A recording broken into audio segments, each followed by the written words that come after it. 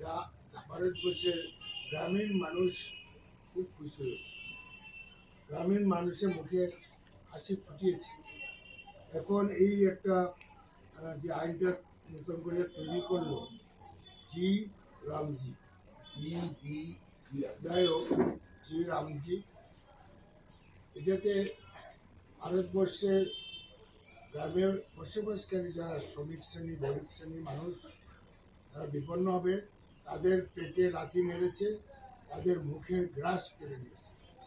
যেহেতু এই আইনটা কংগ্রেস সরকারে করেছিল, এটা বন্ধ করতে পারে নাই, কারণ বন্ধ করতে গেলে তো পার্লামেন্ট দরকার।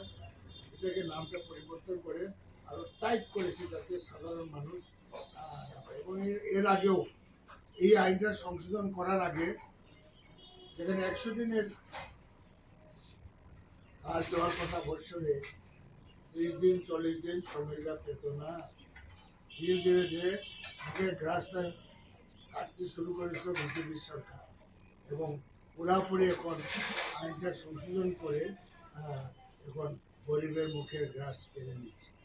যার ফলে কি হয়েছে, একটা আগে আমাদের সময় দেখেছি একটা গাঁও সভাতে বছরে প্রায় 1.5 কোটি 2 কোটি টাকা আসতো।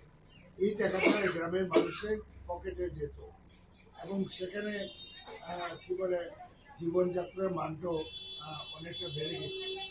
এবং ছোট ছোট দোকানদার যারা আছে, হাট বাজার, সাংঘাতিক চলত।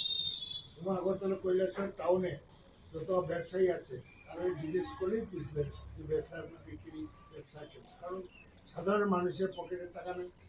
গরিব মানুষের যদি 5,000 টাকা পায়, সে ব্যাংকে টাকাটা রাখতে যাবে না, সে বাজারেও যাবে, কাপড় কিনবে, এই কিনবে সেই কিনবে, খাদ্য কিনবে। ধনীরা না টাকা পেলে ব্যাংকে যায়, গরিবরা বাজারে। সুতরাং এই টাকাটা স্প্রেড হইতো, অর্থনৈতিক ব্যবস্থাটা সাধারণ মানুষের কাছে পৌঁছে যাবে।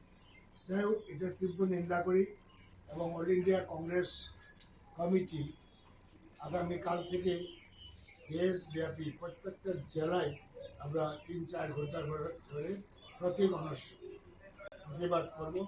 এরপরে ধীরে ধীরে দিল্লি থেকে যেভাবে ইনস্ট্রাকশন আছে সেইভাবে আমরা ডিমান্ড করি, পার্লামেন্টে সংখ্যাগরিষ্ঠতা আছে বলে জনবিরোধী আইন তৈরি করাটা ঠিক নয়। মানুষ মেনে নেবে না। ভবিষ্যতে দেখবেন গ্রামের মানুষ এই সরকারের বিরুদ্ধে এবং নরেন্দ্র ভাই মোদীর বিরুদ্ধে বিদ্রোহ